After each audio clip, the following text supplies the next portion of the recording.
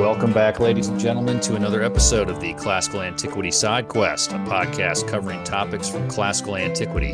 The period of time is known for, as Edgar Allan Poe put it, the glory that was Greece, the grandeur that was Rome. Our next side quest involves an attempt to determine why it is that we think about Rome so darned much. And our guide for this side quest is going to be Rhiannon Garth Jones, who just wrote a book on the subject. Well, I don't know if I should say Dr. Garth Jones or Dr. Jones. I kind of prefer Dr. Jones because it makes me think of Indiana Jones. So I think I'll go with that. But how are you? Very well, thank you. Happy to be here. Well, It's thank you. technically Garth Jones, but I quite enjoy the Aqua song Dr. Jones for those of a 90s persuasion, so it's definitely fine. Well, you just need the hat and the bullwhip, and then you can go on all sorts of Yeah. adventures. But well, thank you for coming on. As you may know, I like to give first time guests a chance to introduce themselves to the audience and tell their superhero origin story about how they got into the classics. So, how did you end up in the broad field that we refer to as antiquity? Yeah, really good question actually. Complete chance, I think, is probably the answer. I was thinking about this earlier this week, and basically, I'm a really fast reader, like a ridiculously fast reader. And so when I was a kid, going on holiday was like always kind of a problem of how many books I would try to take, how many books I could get out of the library, and how many I could convince my parents to let me pack. Anyway, one summer I was 14 and I basically just went to the library and got out the kind of biggest books I could find that looked interesting, as a sort of like value for like luggage situation, basically. One of them was just a historical fiction novel about the Roman Republic, and I loved it. I just thought it was really interesting. And then it wasn't an option at school to study it for me, so I didn't come at it with any kind of preconceived notions or any accurate notions, I guess. I didn't really understand what studying it might involve. But when I looked up, when I tried to find out how would I learn more about ancient Rome as a degree, I was like, oh, okay, this degree in the UK system where I'm from involves loads of different subjects. Actually, you get to do languages and philosophy and history and literature, and religion. And I was like, cool. Very hard to get bored with all those different, those like different things. The ancient Greek thing sounds cool as well. I was a theatre kid, so I did a lot of like Greek tragedy. Um, and so yeah, basically I just thought it seemed very fun and sufficiently kind of varied as a subject that I wouldn't get bored of it at university. And I didn't have to do Latin or ancient Greek at school. I didn't have the opportunity to do them, so I didn't really have any way of I think for me, I personally might have been put off actually if I'd had to do Latin earlier. So yeah, it was a fun fluke, I would say. And part of researching and preparing for the interview, I saw that you finished your PhD in what was it, 2024? Is that right? Yes, yeah, last year. Yeah. And tell us what you focused on and where you studied, and I assume, well, I'm learning more about the differences between education here in the United States and in Europe.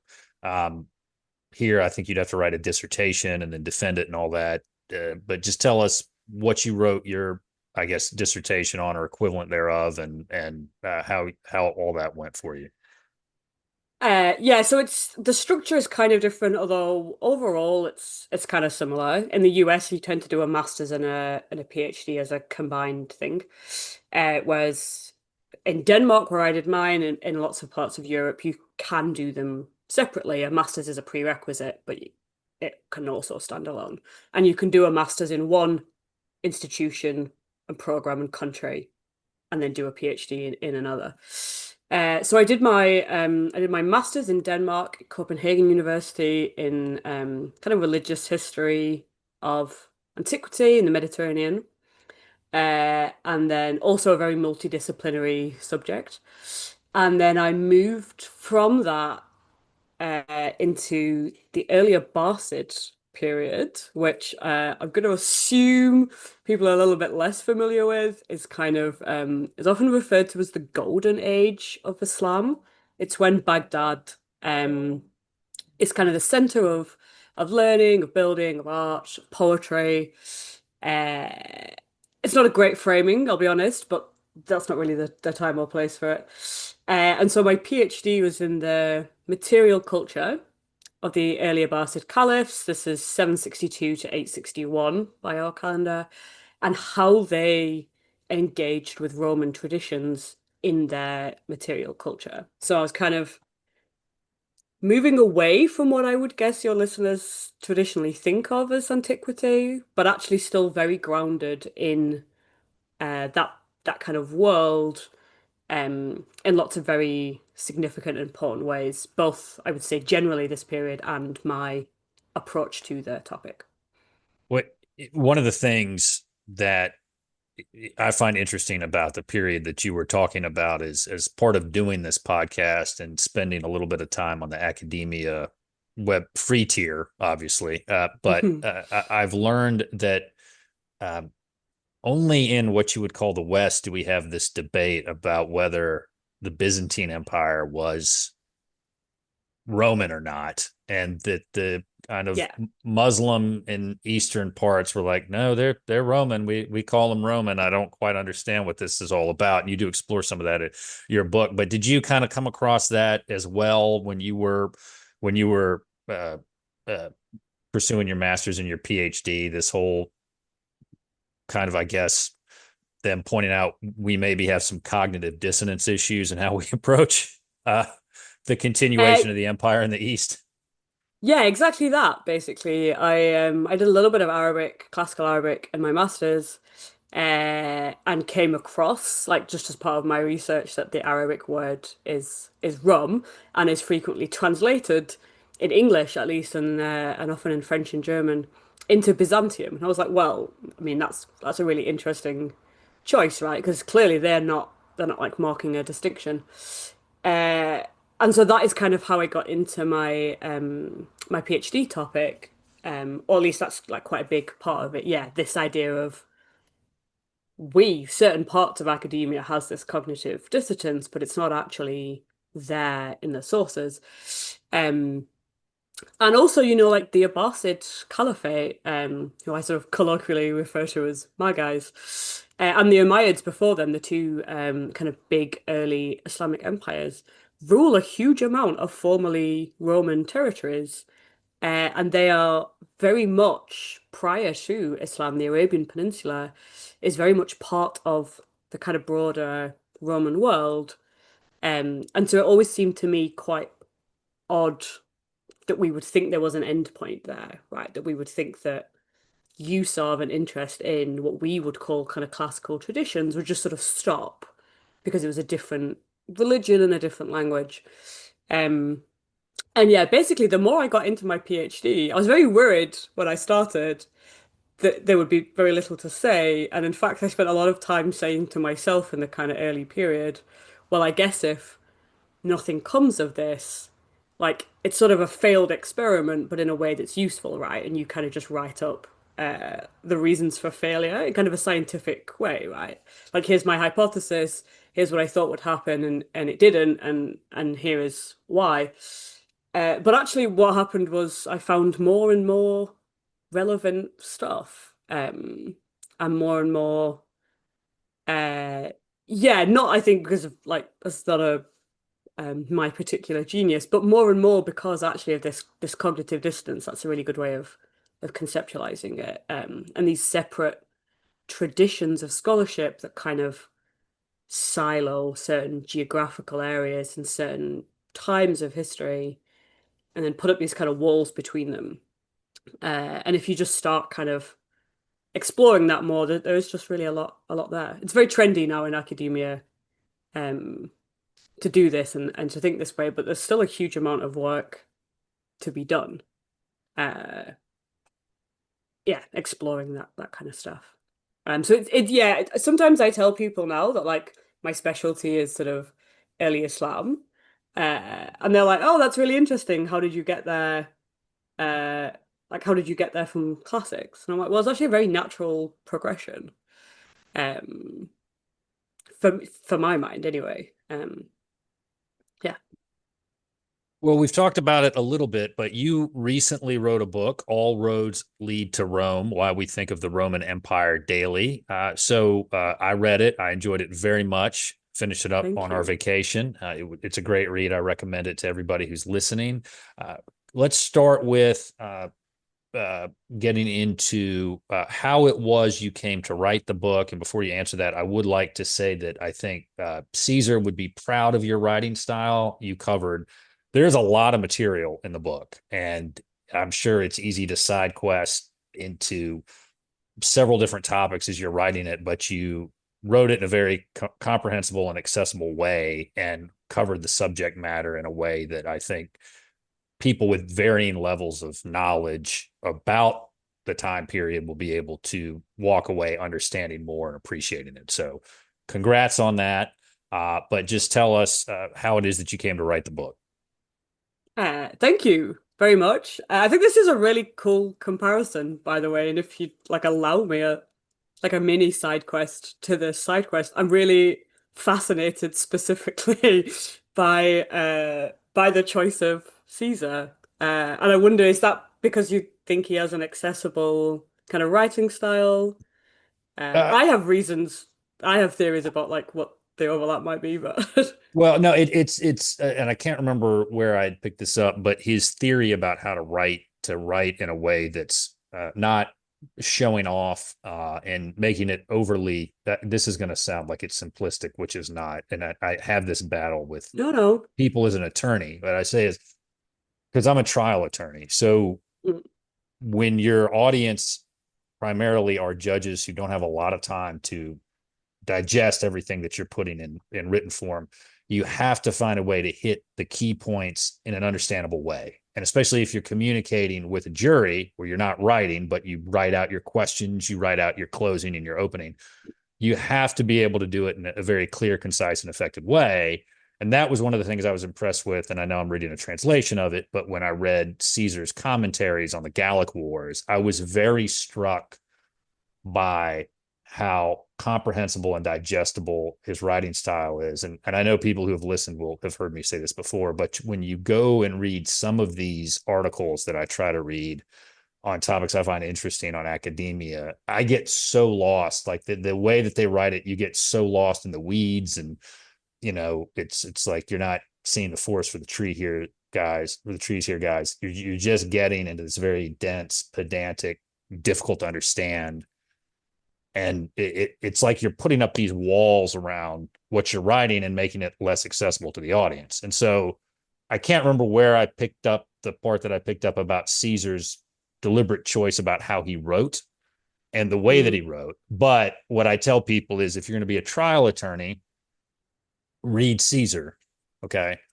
mhm. It's a very good example of how you need to convey how you speak and how you address yourself. If you're going to be an appellate attorney where everybody loves to get into where is the comma placed and what is a dangling participle, which I still don't know and I don't care what that is, Yeah. then then or like I was talking to Dr. Jen Garish, who has been on, and I was reading her one of her translation of books about the Gallic Wars, and I said, you mentioned that there's a thing called a split infinitive. That's a thing. I mean, I don't know what that is, but that's more for appellate lawyers, not for trial attorneys. So that's why I made the comparison. Okay, that's really cool. Thank you, because that was a very core aim for me. And so I'm going to answer your question by saying a little bit more about myself. Obviously, we focused on my academic background, um, very understandably. But in between my undergraduate degree and my master's, I worked as a science journalist for 4 years. And alongside my master's degree, I worked as a as a as a writer, as a content person, as sort of head of communications for a data technology startup. And so I still think of myself as a writer more than I do an academic, really. And specifically, my writing background has entirely been taking very, very high level, cutting edge research and trying to distill that into not just an understandable argument, but an understandable argument that has a clear kind of hook, you would say, like has a clear relevance to a wider community, while still doing justice to the kind of scholarship, to the like technicality of the work. And so when I came to do my PhD specifically, I did it because I'm a nerd and I just wanted to learn, right? Not because I had any particular aspirations to be an academic, which sounds incredibly naive, but in Denmark it is actually possible to do that without destroying your bank balance. Yeah, I really wanted to learn, and it's not that all academics write badly, not at all. But I do think academics aren't incentivized enough to write clearly. Um, and I think a lot of academics aren't taught really how to write, and they compensate for a kind of nervousness or insecurity there by kind of being as complex as possible and relying on a lot of sort of technical terminology. And sometimes that's absolutely fine. I don't want to bash, there's a reason for that a lot of the time. But I don't think academic writing really rewards clarity as much as it could do.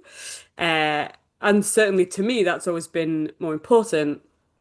And so when I wrote this book, I was very kind of was very clear in my pitch in my early conversations with like my editor, um, with all of my academic friends and colleagues who I asked to like sort of fact check, if you will, the content. Like this style of writing is probably not what you're going to expect from a person with a PhD, right? Like I am writing this to be accessible, and I am writing this basically for the people I grew up with, who I grew up in a very post-industrial town, the kind of town that in America Bruce Springsteen would sing about.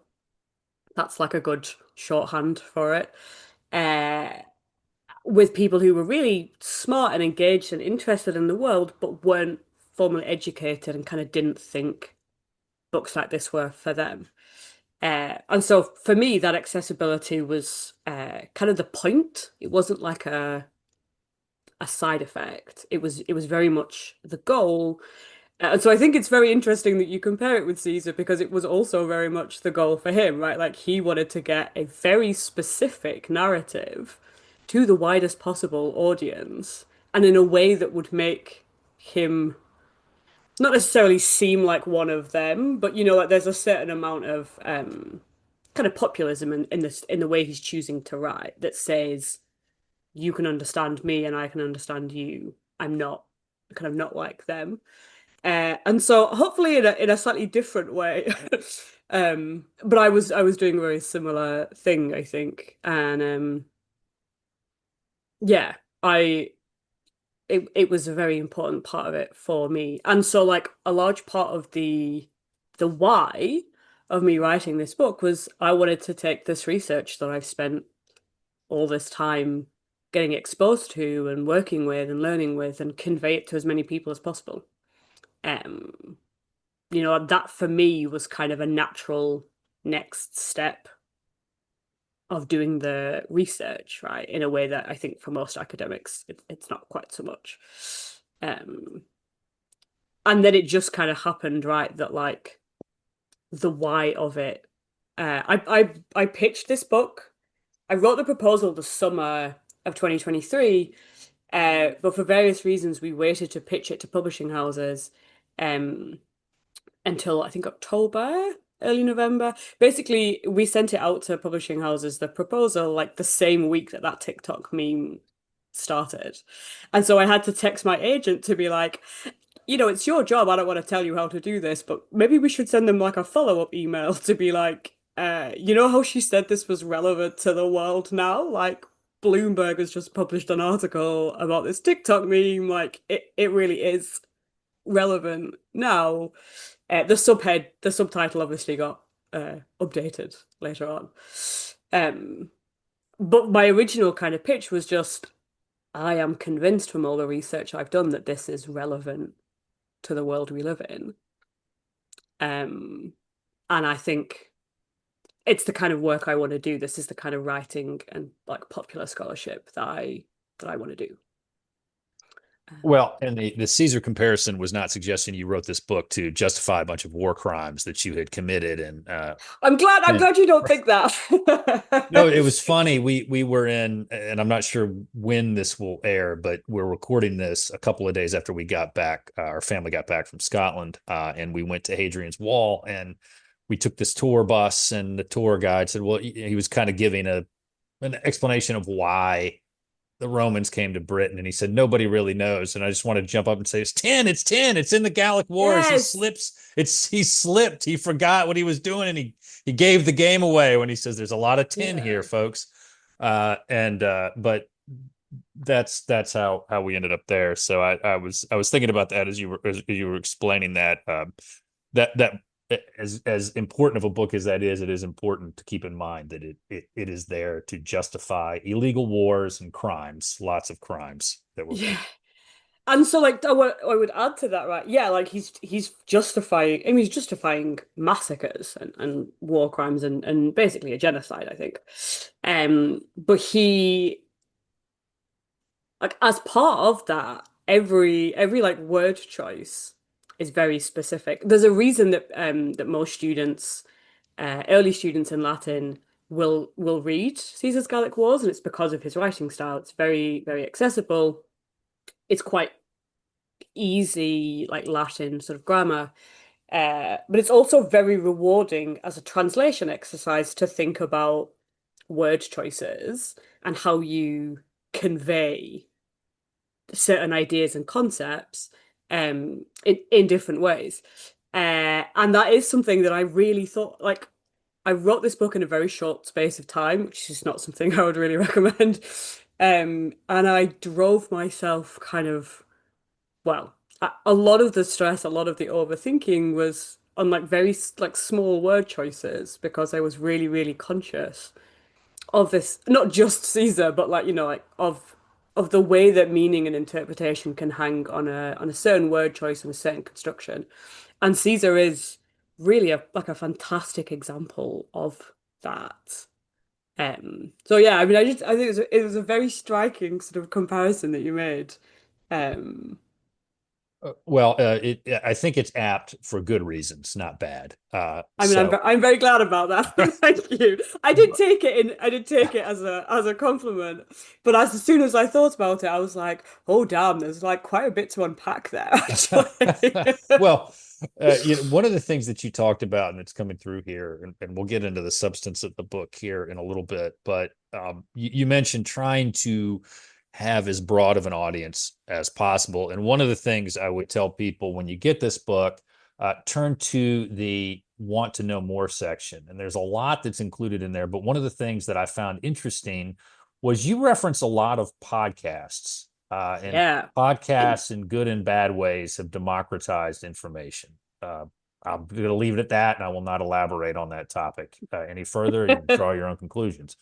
Uh, the, not all advancements are good, but you reference a lot of podcasts in there, and I think that is a helpful thing to include. But I want to just kind of get a couple of things covered with that. One, how do you think podcasts have affected or are continuing to affect the scholarly field? And then do you rely on any specific types of podcasts as part of the research that you did for this book?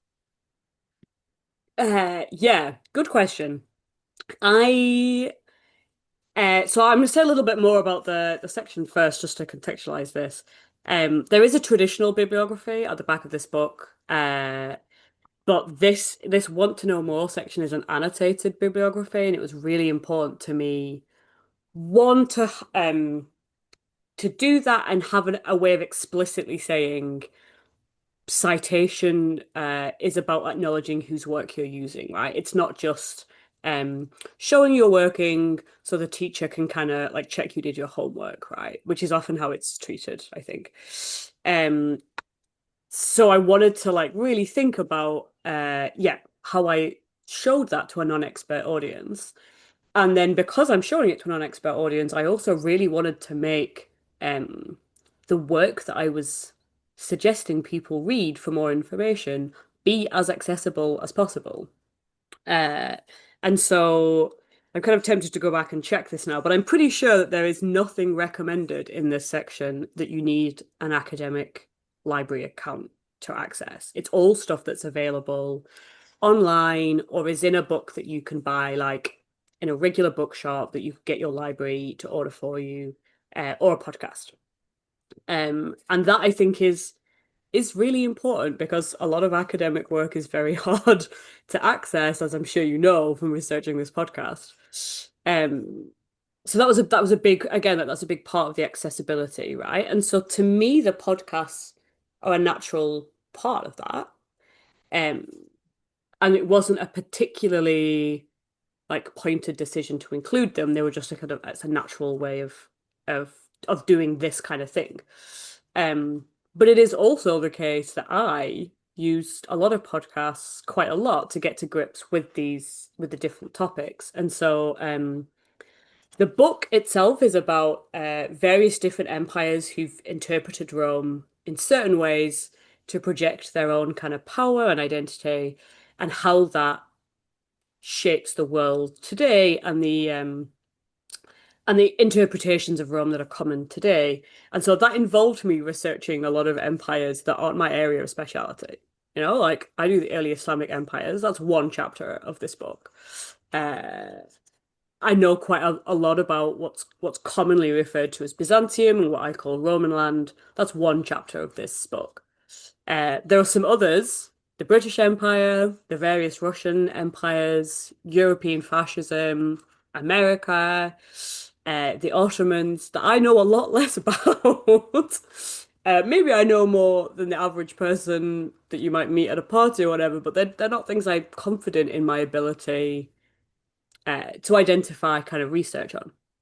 And so a big entry point for me was various academic podcasts.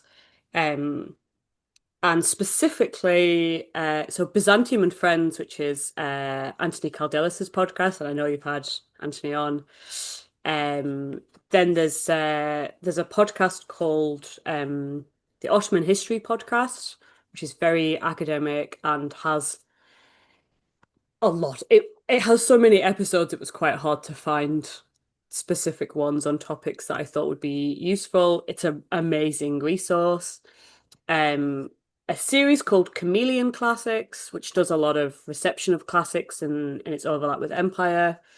Those are the three main academic podcasts that I use, and they are all yeah, all of those were a way for me to familiarize myself with academic topics and academic scholars, and then say, okay, I think that is going to be relevant, and I should read their book, or I should look at the bibliography attached to this podcast.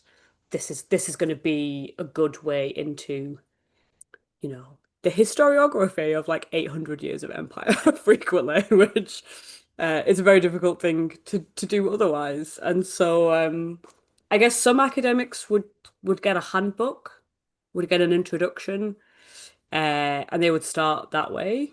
But I found those podcasts especially as useful, if not more useful, frequently than getting hold of, say, I don't know, the Cambridge Handbook of Ottoman History, or whatever it might be. Uh, I don't know that academics in general do that as much as I think they kind of could and should. I think there's probably still a little bit of snobbery about how useful they might be. And when I say think and might and could, I'm being generous to some people. I do know that there are plenty of academics out there though who see them as a really both a useful medium to communicate their own work and a really useful way to engage with other scholars' work. I just think that could be more. the case. That idea could be a lot stronger. Yeah, and that was one of the having Dr. Caldelis on, really smart guy, Mm, really sharp, and one of the things that I enjoyed speaking with him about was the academic reception to podcasts generally, and how yeah, one of the things he said is, like, I can write all the papers I want. This is a paraphrase, but I can write all the papers I want, but one episode of my podcast will reach more people than yeah. the papers that I write. And so, I listened to that interview and I was doing like a little cheer. I don't know Anthony Calder as well, but I do know him a little bit, so I wasn't surprised that he said that at all. And I was like, yes, yes, exactly this. well, but I think it's important because these papers that you write, I'm not saying that they're not important, but it is helpful in a way to get all this information out. I mean, for example, I went to my high school reunion, and a friend of mine that I hadn't seen in a long time. It'd been a while since we last spoke, but we started talking about some of the history podcasts that we listened to, and the different ones. And he liked Byzantium and Friends a lot. And you can get out your ideas of scholarship and what people need to understand about the ancient world as it gives meaning to the modern world, which, as you point out, your book deals a whole lot with that. It's very helpful. I mean, it is very helpful to have that Yeah, understanding, and to listen to, the right podcasts, not the ones that are just full of people that yeah. aren't really having enough information to talk about it. I know, I know, I know. I don't have any advanced degrees in these fields. That's why I bring experts on. So, all right. But you are doing the research and bringing the experts on. I think that's like and you are reflecting on the gaps in your own knowledge. That's, I would say, the important distinction. Right. And not to, I think it would be different if I were trying to undertake, for example, a thorough, like, history of Rome or history of Byzantium or history of fill in the Yeah. blank. I would not feel comfortable doing that under any stretch of the imagination. But I like getting a free high level education, by bringing people like you on, right? It's I very mean, helpful. honestly, it's a great idea. And I think something that is very worth remembering, right, is like most people don't have a lot of free time, actually, or certainly don't have a lot of time that feels free, right? And most people don't read books as fast as I do, or don't enjoy reading books, or don't enjoy reading like quite technical writing, even when that writing is very good. It's not like a fun, casual Sunday afternoon activity. It's not a thing most people want to do on their commute. And podcasting, and a little bit related to that, I would say also audiobooks, right, are a way for people to learn and engage with ideas that's accessible in multiple ways, right? It's not just that the language is more accessible, it's that you can do it while you're driving to work, or while you're taking the train to work, or while you're making like dinner for the family, or whatever else it is. Like, yeah, it's a very the barrier of entry is just a lot lower in lots of different ways. And I think that's a really important underestimated element of it. Um, Yeah, I like the podcasts I named are the ones that I think are really good from like a specifically kind of academic point of view. But I want to be clear, I listen to some that are like maybe less academic as well, right? Like I don't want to be out here like, oh no, I only listen to the really serious research heavy ones, right? Like there are a lot of slightly chattier slightly more informal, more like this kind of level, right? Where you're still interviewing experts, you're still talking about cutting edge research, but they're a little bit more informal and like friendlier, maybe. And I listen to loads of those as well. We all, I, we all need just open a glass of wine every now and then, and right? just sit back and chat and relax some. I Yeah. mean, I was when we were in Scotland, and I was trying to adjust myself to the time change. I said, Oof, hey, yeah. I got to finish this book, so I'm not going to let myself fall asleep. And I read your book, and it was not all of it in one sitting, obviously, but I knocked a good chunk of it out, and it was very easy to read, and I learned a lot from it. So let's turn into it, and let's try to Yeah. answer the big question here. Why is it that we all think about Rome so much? Why is a man in his early 40s with no degree or training in antiquity, any field related to that, hosting a Roman history podcast? Why do we think about Rome? So I actually think there are two slightly different questions here, right? The meme is specifically sort of why do men think about the Roman Empire daily, right? And that is a little bit different than why do we generally think about Rome more broadly so often? And I think the second one's kind of more interesting. But the first one, I do think it's quite important to acknowledge, right, that it's kind of a certain type of masculinity coded here. I'm not saying that is true of you. And it's this empire component rather than Rome in a kind of broader sense, right? And I do think that we're going to come back to it, I assume, is about power. It's about a certain idea of Rome and a certain idea of masculinity. Um, but there is a broader, kind of subtler question that's harder maybe to get to grips with that I was also trying to do in this book, which is uh, yeah, it's not just men who think about the Roman Empire daily. I'm a woman. My mum called me very early on to tell me with a fair degree of outrage that my dad does not care about Rome in any way, doesn't think about it at all, and she personally does quite a lot. Look, Um, nobody's perfect. We all have our flaws, I right? know my dad has read the book, I should say. He's suitably ashamed of himself for his lack of interest before.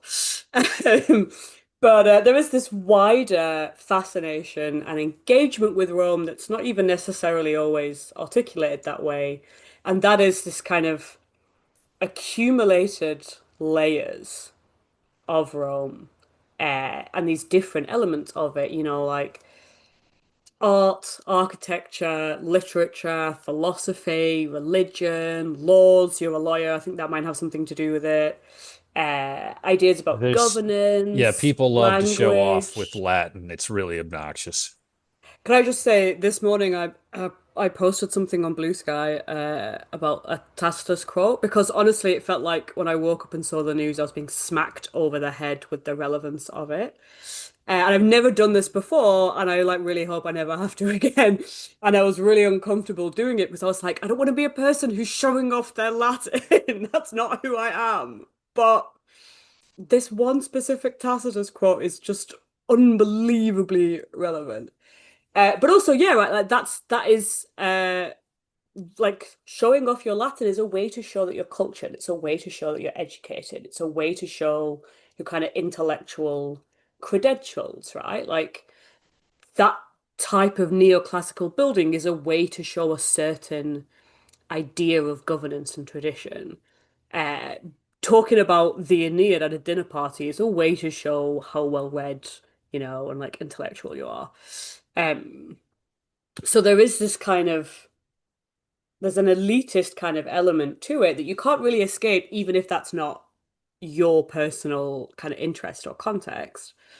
And then there is just this pure kind of fact, right? Of like as I sort of go into in the book, when you have all of these different empires throughout history using Rome in all these different ways, that just creates a kind of not an entirely inescapable framework, but a framework that is pretty hard to escape. Certainly, if you are in a European slash the West kind of context, right? Um, and so I honestly think it would be weird if we didn't think about Rome very often. But I do want to stress that there are other options out there. There are other things you could think about, actually, like that would be fine and good. And there's no essential kind of part of the nature of ancient Rome that makes it this thing that we all reference. Like we think about it because people keep making the choice to think about Rome and use Rome, and that kind of creates this inescapable framework rather than just some kind of like eternally mandated significance, right? Like that's it. It's a product of people's ongoing choices. There are two things that I want to ask you about.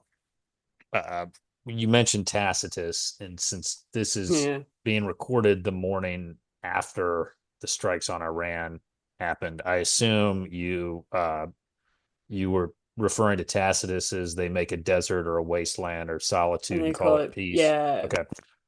Fun fact. Okay. I actually quoted that in a lawsuit that I filed once. right. I'll pull it up here. I'll be careful about this one, even though the case is ongoing. But it had to do, and I represented the plaintiffs, and it involved a dispute over a project that the defendant also wanted to do, and it just like went off the rails from there. Like it Right. became insanely personal. But basically, in the lawsuit, what one of the paragraphs reads, and I'll sort of paraphrase it: willing to do anything to get her way, the defendant engaged in a policy comparable to the observation made by, and I'm probably going to mispronounce it, Calgacus. Is that right? Uh, Close not enough. quite, but close enough, yeah. He's dead. Nobody cares. Yeah, exactly. Uh, about the Romans, they make a desert and call it peace. And I dropped a footnote to explain the background of that chieftain of the Caledonian Confederacy, and Yeah. it discussed Tacitus and the debate about whether he said desert or solitude in there. Yeah. So a little bit of showing off from me, but it's always good to throw that in there. It's interesting if I you mean, can so bring it the up. thing is like one that you are kind of like uh encouraged and rewarded for doing that, right? In a legal setting. Like that's a reference that people get, even if, they can't pronounce the names of people involved and they can't parse the specific translations you might come up with for solitudinum. People are like, oh yeah, Tacitus. Oh yeah, this famous quote. Like that is a good way of making this argument. That's a good way of making this point. This guy's clearly like smart, right? Like he has the intellectual bona fides, also Latin. Um, I'm not even laughing at you. Like, of course you would. That's a very normal lawyerly thing to do, I think. Well, if you read a little bit ahead in the lawsuit, though, I'm going to read to you another footnote Oh, from there. fun. You may take some of the intelligence back, but I'm just warning you. But it basically, there's a footnote that follows a sentence that says, because the defendant couldn't do this project on her terms, she chose vengeance against our clients. And then there's a footnote and said her actions are reminiscent of Homer Simpson adding a conosave, the manufacturer of a defective stool he used, to his quote revenge list, end quote. After the stool broke and he fell. See The Simpsons, Homer the Great. Okanose followed a host of interesting subjects Homer sought revenge against, including the Bill of Rights, Gravity, Darwin, and Billy Crystal, among others. So sometimes you just have to have fun with things, right? But I mean, so I would say a lot of people would be like, oh, one of those is a high culture reference and one of those is a low culture reference. And I would say those people are snobs. In both cases, what you're doing is making a cultural reference that conveys the argument to the audience, right? Like that's the point of them. Right. And also that they're fun for you, I assume. But like That second one is the one that's where it's at. Yes. That's the correct answer. But I So, don't think I don't think actually, both of those are about your what's like your cultural literacy, right? And you're making a certain assumption, I guess, about the cultural literacy and interest of the audience. But it's just a way for you to convey the argument. I would say that they're the same sort of thing, actually. And I think we should have more comparison of Homer Simpson with Tacitus, actually. I think that's great. well, the newspaper article about the filing did mention both Roman history and The Simpsons, so it worked, There you right? go. Yeah. But one of the things you mentioned was basically we think about Rome, the state of Rome, which I'm just going to call Rome, because people choose to. And I want to get into why that is because it kind of springboards from me for some reason referencing the Tacitus thing in this lawsuit. But I want to get at kind of why you think that is, because as I was reading your book, I was trying to summarize in my mind why is it that this has become our cultural stock and trade to some extent? Do you think it's Yeah. because the literature was so spread out? Cicero, Caesar's commentaries, which we've already talked about, the Aeneid. Do you think it was because Rome actually seemed to bridge Europe, North Africa, and Asia in a way that other empires didn't? Or is it just because it was around for so long? I mean, what? Okay. what would your thought process on that be? So unsurprisingly, I get this quite a lot. I'm gonna try and take them in sort of separate ways.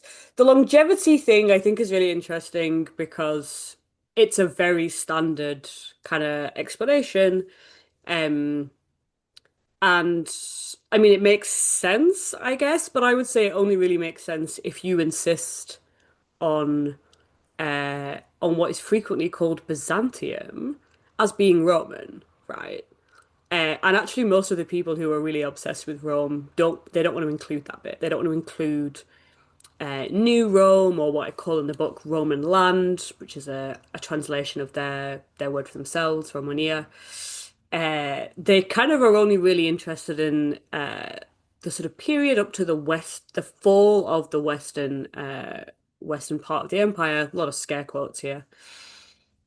And so they're kind of talking up to like 476 CE. Uh, and a lot of people will say, like, oh, but we're going back as far as like 753 BC, right? Like, that's a good millennium length of time, except they're not really, because we don't know anything about Rome really prior to the kind of third century BC. Or what we do know is very legendary, it's very mythological. It's not what we would include in the history of any other empire. Really, what people are kind of talking about is from the end of the First Carthaginian War, when Rome starts having an empire, so like 241 BC, uh, to honestly maybe like mid third century CE, but maybe up to fifth century. Fine. That's actually not that long as far as empires go. Like it's not a short period of time, but like 5 to 700 years is I would say it's comparable with the Ottoman Empire, right? And I'll come back to that. And so I don't think longevity is really it because we tend to date the Roman Empire. It's the other way around. We tend to allow those dates for the Roman Empire in a way that we wouldn't for a lot of other empires because we're already interested in Rome.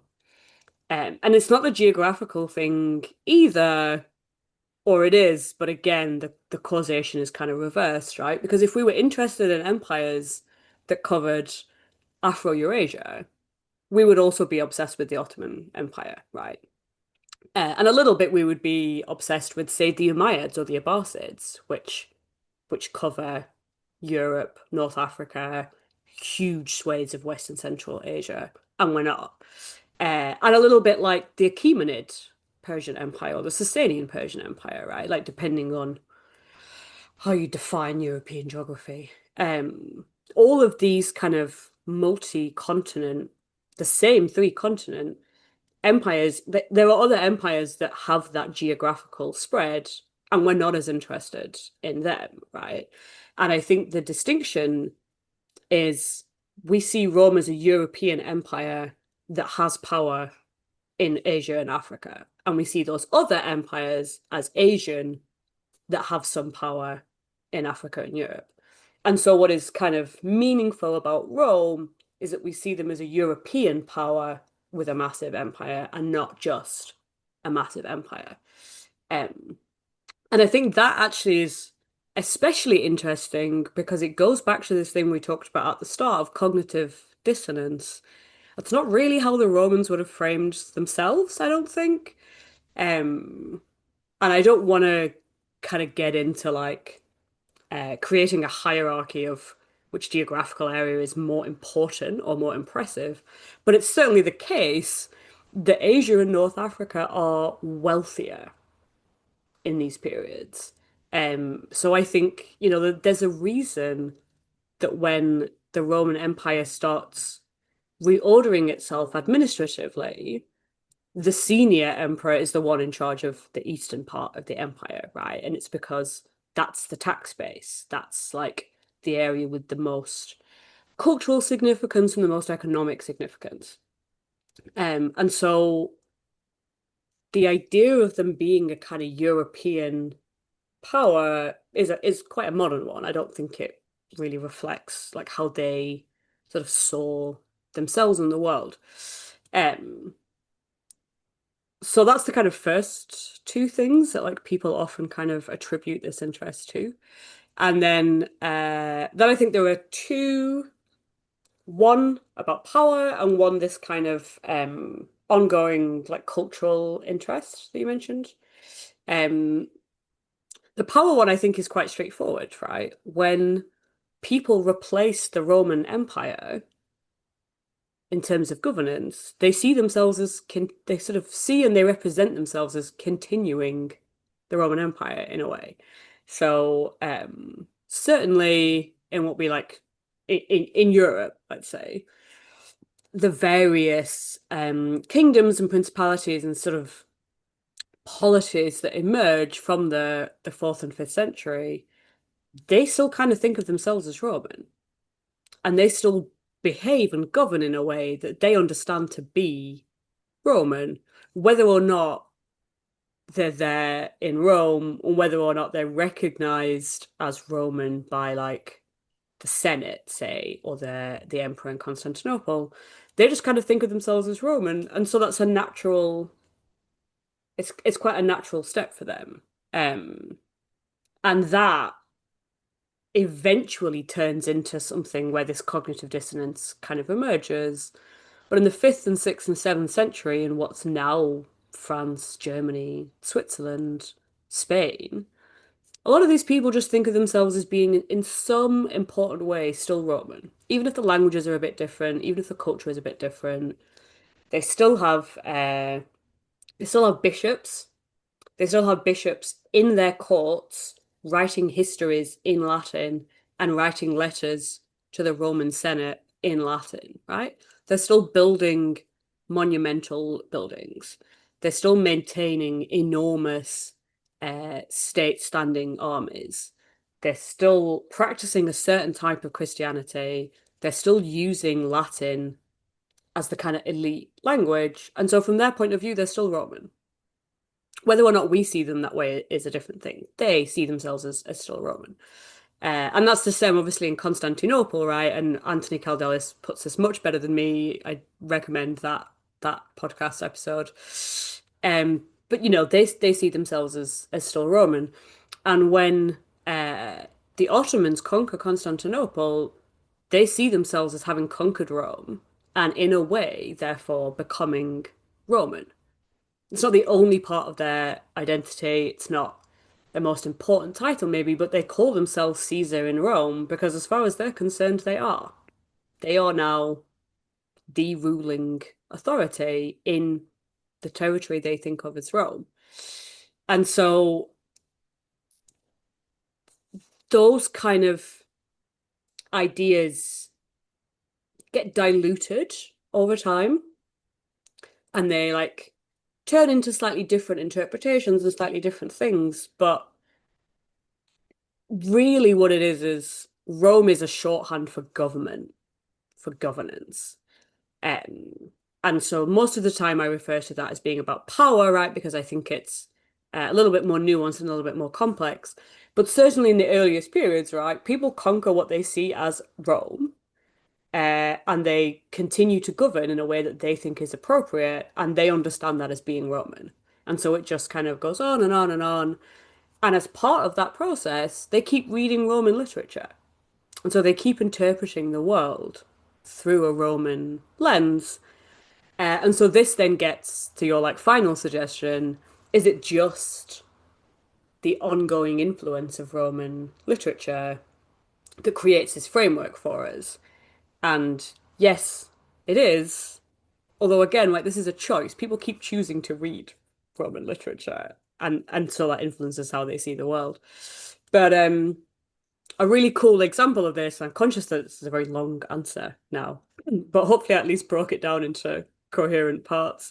A really cool example is in the 15th century in what's now Germany, when Martin Luther King has, started his sort of Protestant revolution, a lot of German speakers who are becoming Protestant don't want to think of themselves as Roman in that way because they think of that as being Catholic, right? And they think of it as the papacy, and they're very much distinguishing themselves from Roman Catholicism, the Catholic papacy, and with that, the Holy Roman Empire a lot of the time. And so these German speaking communities and their different religious interpretation of Christianity are trying to find a way to articulate a common identity for themselves. And what do? They read Tacitus and they start identifying with Germania in Tacitus's history because that's an enemy of Rome that also has this kind of uh like validation from antiquity, right? They're still reading about it in a Latin text. They're still reading about it in the context of Rome. It's an enemy that Rome kind of respects and admires. And so it's this kind of alternative identity for them that still hinges in a way on Romanness. And the reason that they get there is because their framework is just that this is the framework that they're operating in, right? So I think you said when we spoke before, like, is this just kind of a glossary for how we see the world? And yeah, like it is, right? Like, and this is you can see this um in the historiography of so many European states in the early kind of modern period. They're just endlessly referring to Cicero or Tacitus or Seneca or another Roman thinker because that's how they're educated. Because they never really stopped being educated in this kind of appropriate tradition, and so they can never really escape these kind of theoretical frameworks, right? And so it just sort of keeps going on and on and on, as I have been doing. Right. No, but I think what you were getting at there was kind of, so you'd have, say, the British go conquer people and say, we're doing what the Roman Empire did. And then you would have the people that were subjugated or made part of the colonies, the colonial system, say, yeah, we're also going to adopt some Roman thinking to counter this Yeah. imperialistic colonial mindset that we're subject to. And I think the one that stuck out in my mind, and I hope I'm getting this right, was the Egyptian playwright who had written kind of an alternate history of Yes. Cleopatra and Mark Antony and all that, which I found fascinating. Also unsettling, to stick with the British thing here, was Rhodes Yeah. adopting Think like Rhodesia's. a Roman, yeah. Yeah, that was that's some people take Rome in the wrong way. Unfortunately, that's a good example of one. But it's interesting how it becomes so built into the language and expressive structure that even the counter-revolutionary or the revolutionary or counter-revolutionary, whichever term you want to use, mindset adopts it to express opposition to the state that is saying we're doing what the Romans would do. Yeah, it's really to me this was kind of the most important, the most interesting part of the book, and it comes up in quite a few of the chapters. I think the one on the British Empire, the one on European fascism, sorry, so the German and Italian empires, the one in the US, and a little bit in other places. But yeah, when people who've been conquered by an empire get repeatedly told like the reason that like we won, the reason that we conquered you, the reason that we now rule you is that we are better because we are in some way Roman or we are in some way engaged with Roman ideals. Like a fairly natural consequence of that is that a lot of people are going to be like, okay, then let's take a look at this stuff and see I can see what it says. There are other options to be clear, and there are plenty of other ways that people find to resist these various empires. But it is really fascinating how many people take this and go, well, okay, but okay, so I learnt Latin and I learnt Greek and I went back and studied these sources that you say are so important, and like they say that the British are barbarians actually, or like they say that my traditions are also really interesting and important, or I'm gonna take this famous play and rewrite it so in this specific context it becomes an act of rebellion against this empire, right? And there were loads of really, really interesting examples. One that I was talking about a little bit this morning is a guy called George Sigerson, who's a scholar and a politician, Irish, in the 19th and early 20th century, and very much part of Irish revivalism. He, first of all, connects Celtic culture with Latin culture and says, this kind of makes us like this makes us better than Britain, basically. Um, so he finds a way of using this kind of civilizational hierarchy that the British Empire is constantly invoking and this relationship with Rome and Latin and says, well, actually, I've got this evidence that like Celtic poets are influencing Cicero, say, or are engaged in the Roman world before you were. So actually, like, think again. But another thing he does is he translates the Latin word barbara, from which we get barbarian, as free nations, capital F, capital N, which is, I would say, actually, like, just as to go back to our, like, sort of thing about translating earlier, like, this is just as reasonable a translation, and it really gets at the idea of, like, whose perspective we're talking about here, right? Um, because the people who Latin texts are frequently referring to as barbarians are people who are just resisting Roman rule. They're just people who don't want to be conquered by the Romans. And so this Irish scholar, in the context of Ireland's kind of movement back against the British Empire, saying we are not barbarians for not wanting to be conquered by you, and just translating this one word differently is actually really effective and really interesting. But it does also, yeah, get back to this thing of like people find it very hard. There's a lot of opportunity within the framework. And so a lot of people find a lot of really interesting different ways to use Rome to resist empire. But also, yeah, it does just become this kind of almost inescapable framework for how we think about the world.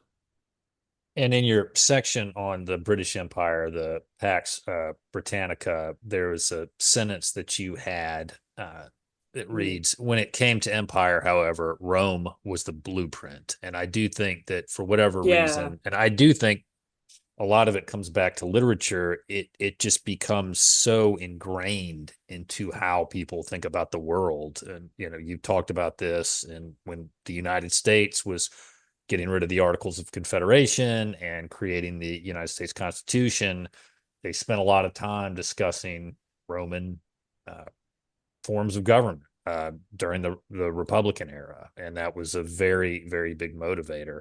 Um, one thing we've kind of touched about this without getting into too much detail on it, good and bad invocations of Rome. But it's still an ongoing modern issue, and you're seeing it play out in bad ways here in the United States. I'm just curious where people talk about the classics and the Mm. antiquities to uh, support kind of a white supremacist, white nationalist ideology and view of the world. I'm just curious, are you seeing a lot of that in Europe where you all are? Is that a rising concern about, uh, to go back to the fascist movements that you mentioned, really bad people invoking Rome as an authority for whatever sick thing they want to accomplish? I don't think it's quite as obvious as in the US. But that is because of the kind of specific American context, right?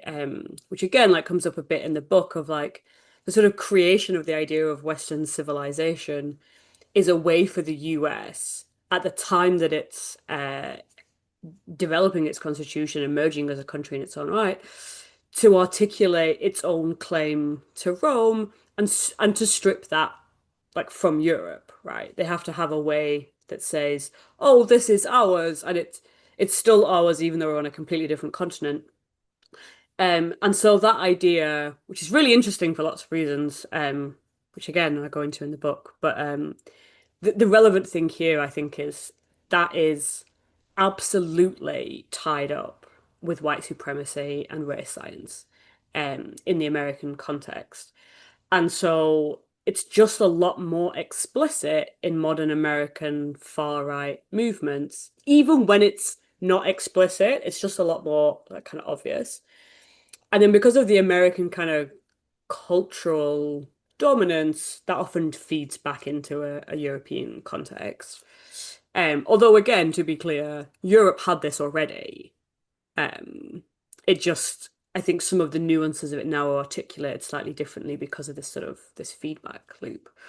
I would say it's happening in Russia at the moment. It's just articulated differently. And one of the kind of key things that I try and get at in the book is like the invocations of Rome that we recognize and the ones that we either don't notice or don't kind of allow for. And so Russia now expresses this in terms of Byzantium, and people like Alexander Dugin, who's like one of Putin's besties, sort of philosopher in chief of the current Russian state, is really into this idea of Russia as Byzantium, Russia as Orthodox Christianity, Russia as the Third Rome, Ruski Mir, or like the Russian world, Pax Russica. These are all things that he and his circle are extremely invested in. Those are all invocations of Rome, right? We just don't recognize them because we spent such a long period refusing to recognize Eastern Rome or Byzantium or Constantinople or Roman land, whatever you want to call it. We've spent such a long time not acknowledging that that's really Roman that then we can't see the way that Russia is using it. But they absolutely are. And in ways that are just as violent, just as imperialistic, just as dangerous, just as bad, I would say. It is also, it underpins a lot of far right stuff in Europe, I would say, but um, it's a little bit more tangled. It's a little bit harder to unpick sometimes. But like absolutely, if you look at some of the far right stuff, Germany currently, France, in the UK, where I'm from originally, there are lots of invocations, right, of this idea of a European identity, Western civilization, a certain type of Europeanness and Romanness that is premised on excluding a lot of other people, and that is connected to or very much founded in a certain interpretation of Rome. Uh, and one that, again, to come back to this, one that does not really tally with what we know of ancient Rome's idea of itself, which is just a much more diverse place. I don't want to say that ancient Rome was amazing, right? I want to be clear. I think all empires are bad, and the Roman Empire was very violent, and probably a deeply unpleasant place to live for quite a lot of people. But they would have been very offended to be thought of as white. They thought that was an insult. They thought it was a slur. Their buildings weren't white. They didn't think of themselves as white. Lots of the ways that, again, like the West thinks of itself and its relationship to Rome would have just been really alien to what we know of ancient Romans' ideas of themselves. Even when it's rooted in those texts, it's rooted in very particular kind of interpretations that just don't really allow for the full context of it. And that is one thing I've never understood. Well, there's many things about the white supremacy movement that I've never understood, but how you fall on Rome as your example, which was a city when it was, according to what we accept kind of as its founding, was open to anybody who would come at all because they needed people. And it was famously a city of immigrants when it was founded by Yeah. Romulus. So why you're adopting that and then having a bunch of masked agents pull people off the streets as you're kind of connecting these things together, go back to our cognitive dissonance discussion that's permeated this Uh, podcast. and and this I think is where like I think I think there were very innocent ways to be interested in Rome, and I'm going to come back to that. But this is where I think my like kind of main line of uh, this interest in Rome is about power is really quite important because it's very, very tempting to try and find a logical narrative or to interrogate lots of what kind of contemporary white supremacists, or, the same goes for 20th century fascism in Europe, or their kind of empires before that. It's very tempting to look at it and be like, oh, well, this doesn't make sense, right? Or like, this is incorrect. And if you just read Tacitus or you just read Seneca, you will understand like that you're wrong. Or like the Romans wouldn't have approved of this behavior, and so you should change. And the thing is, they don't care. It's not about being correct. It's not about being accurate. It's not about actually being Roman or actually being like moral or yeah, just like good at this. It's about being in power. It's about excluding other people from power, and the goalposts will shift, and the references will shift, and the justifications will shift over and over and over again because it's just a proxy for power. And there's no logical argument or correct interpretation of the text that you can present that will change the desire to be in power and to exclude other people from power. Um, Right. And that yeah, goes back to your sentence about Rome being the blueprint for empire. yeah. And I think what Because is it's important to recognize that, right? It's very important also to recognize the cognitive dissonance and try and think about um, what ancient Roman society was actually like. I think that's worthwhile in itself. But you do have to kind of start, I think, from this point of like it's a blueprint for power, it's a proxy for power, it's a reference for a certain type of supremacy, and all of the rest of the arguments come from that. And so you can't really combat them with this just like slightly more correct version, right? Like that won't work. What you can do is say to other people who don't really understand just how much it's about power to be like, just by the way, if you are interested in this ancient society, here's a lot of other information that's probably worth you knowing, right? So you don't get caught up in this trap. But those are two distinct things, I would say. Like the fidelity to scholarship and the actual diversity and nuance of the ancient Roman world or any historical society, and then trying to argue people out of a white supremacist position. Like they're not the same. They're not the same two things.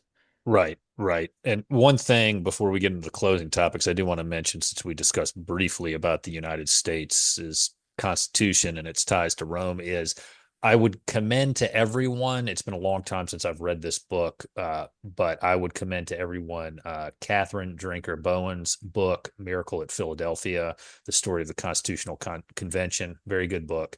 And I also wonder how maybe in an alternate history world, how different things may have gone had it not been for Edward Gibbon's The History of the Decline and Fall of the Roman Empire, coming out in the age of the Revolution and leading up to the Constitutional Convention. That's something that I've wondered about as I've gotten more into Roman history over the last 10 or so years, but just something to keep in mind. Because if you go to Wikipedia, there is a picture of the title page from John Quincy Adams' copy of the third edition that is on the Wikipedia page, which tells you that a lot of people who were involved in that era had read some or all of that series of books. So Yeah. just that's I, one thing I'm slightly curious about, but I will never have the time to answer on my own.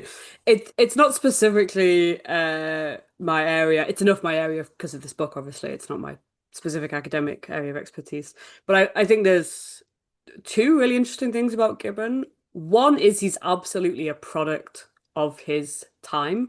And so if he hadn't written that, somebody would have written something similar that would have been the reference point, I think. It's maybe an extreme example because that's 6 volumes. It's a lot of scholarship. It's some very hard work.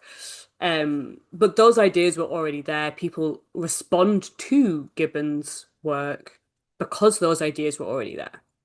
And so again, it becomes this kind of self-perpetuating thing. And indeed, an awful lot of people will reference Gibbon's Decline and Fall of the Roman Empire too, without having read even one of the 6 volumes because they're all very long and complicated. Yeah, I have the Um, abbreviated version on my shelf to read, and lengthy. I think I read an abbreviated version when I was younger, and I've never had any interest in furthering that. But another thing that I think is really interesting is there's a quote at the end of Volume 6 that might be in the book actually, but I can find it and send it to you if you're interested. Where the core sort of narrative, right, is this like the entire of Byzantium, scare quotes, is like a decline for Gibbon, right? Which is a nonsense in itself, right? Because this is like a The 1,000 year history. the It can't be zombie, declining yeah, the entire yeah, yeah. time. Like the fact that he's got so much to say about it really does tell you that that's a stupid framing. It's an unhelpful framing, and it's a specific way of looking at it.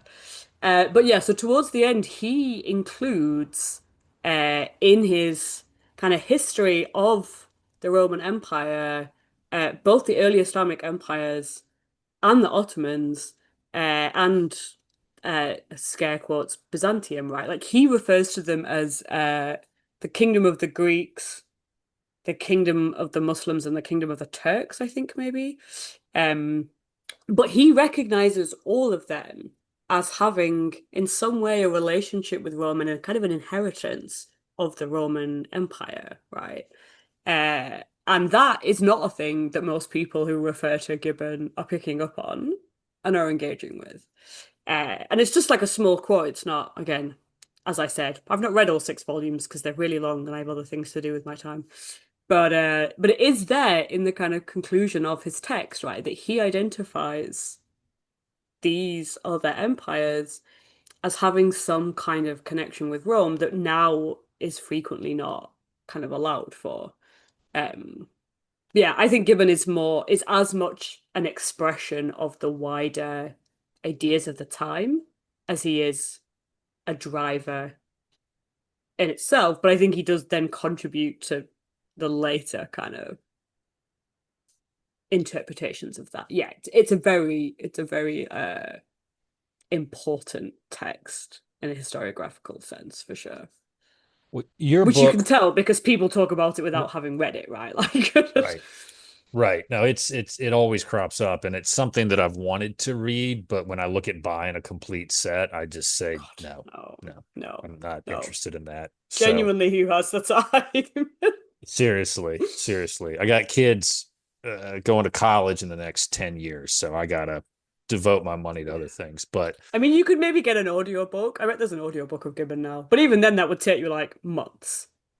yeah, and I don't travel as much as I used to for work since I'm a big fan of Zoom depositions. So yeah, it's Right. not going to happen. But Yeah, I mean, I wouldn't, yeah. so your book covers a lot of topics. You talk about Roman land, which Byzantium, the Holy Roman Empire, this Third Rome concept in Moscow, which I don't get, but whatever. That one seems a real reach for me. The Ottoman Empire, Britain's empire, European fascists, early Islamic empires, which is an area I know very, very little about. So that was interesting to me to read, to learn more about that. And then we hit to my home country, the United States. You cover a lot of Mm. ground. So I'm guessing that somewhere in there you could probably recommend a good book or two for the audience to read. Oof, I read many good books. Get my book and then find the Want to Know More section. Check out all of those authors. What I would say is, I mean, you've already done an episode with Dr. Anthony Kildellis, who absolutely would be the person I would recommend otherwise. So I will encourage people to listen to that episode if you haven't already. Um, and I think I'm gonna stick to what I assume is the core interest of your readership, which is sort of what's kind of traditionally understood to be ancient Rome rather than any of those other empires. Although, again, if you are interested in those other empires, please get my book and then check the annotated bibliography at the back. But I'm currently reading Sarah E. Bond's Strike. I don't know if you've come across this, but I'm reasonably confident that you would enjoy it. It's um it's a look at Roman history through the lens of labor action and collective bargaining. Um, I'm going to be clear because Professor Bond is very clear uh, in this book that she's kind of using an anachronism strategically to think in a different way about Roman society and Roman practices and Roman community. She's very, very careful with it. She's very, very conscious of the implications of it. Um, and it makes for a really, really interesting history of ancient Roman society, socially, economically, legally, I would say. It has a lot of really interesting consequences for how we think about state and non-state violence in Roman society, I would say. And it's written, uh, I would say that Professor Bond is more of a professional academic than I am, which I mean as a compliment. But it's written with a view to non-expert readers being able to engage with it. Um, and I'm not sure, but I think it's published with a price tag that is also with a view to like non-academics being able to. I got it from the library, but um, I'm pretty sure I looked it up. It was actually kind of affordable in a way that a lot of academic books are not. Um, and she's a great podcast guest. So I would also suggest this as a topic for a future podcast, which I think is it would be your next question. I actually Um, think that would be great because I took a lot of labor history courses in college, and She is, I love she those. does fantastic work, and she's a really good public scholar as well as a serious academic, brackets complimentary. And then the other thing I would suggest that I think is maybe a little bit more kind of out there, but reflects some of my particular interests is there's a scholar called Dr. Shaylee Patel, who is also in the US. I can't remember which university. She works on magic and heresy in early Christianity and the Roman religious context for that. Um, which at a technical level is both like quite technical, but is a really, really interesting way of thinking about religion and society and the influence that Rome has on Christianity that we quite often don't necessarily reflect on. It's a really interesting way of thinking about whose opinions get taken seriously and whose way of doing things is accepted as like correct and valid. And again, I think she's a really good scholar. She does really interesting work, and she has a book coming out later this year, which is a Cambridge Element, which means, for those of you who don't know, it is relatively short, relatively affordable, and usually they're meant to be a kind of introduction to a quite complicated topic, and so it's a really good format for getting to grips with stuff. I haven't read it yet because it isn't out yet, but I do know Dr. Shirley Patel's work, and I think it's really good, and so I think it would be perhaps a little more off the beaten track of what maybe the listeners are interested in, but actually very relevant to um, a modern US context thematically. And I think it would just be very, very interesting and rewarding. So Uh, those would be my suggestions. yeah, we could side quest a lot into First As we Amendment could. issues that are cropping up with things about Yeah. topics, and I'll be vague, and just leave it at that. In I that just book. I think there's a lot of interesting stuff on how we understand Christianity uh and its emergence basically like in a context. But yeah, she also does I've heard her do podcast episodes before. She's also a very good guest. Um and so I am fairly confident in saying I think her Cambridge element on it's Magic and Heresy, I think, is in the title. I'll send you a link. I'm pretty confident that it will be a very good read for anyone who's interested. Uh, yeah, in Roman religion, in early Christianity, in that way of looking at society and community. Yeah. Now, if you want to stay in touch with the podcast, go to the website, bullcitycoordinators.com. Check out the socials, either at Duke FB Coverage or at Antiquity Pod. Hey, why don't you give us a call, 540-632-0160, leave a message, and you'll get in an episode. Thanks to Brent Arehart, who put this wonderful theme music together. And stay tuned, folks. More episodes are coming because, as you know, the Classical Antiquity Sidequest is a podcast without end.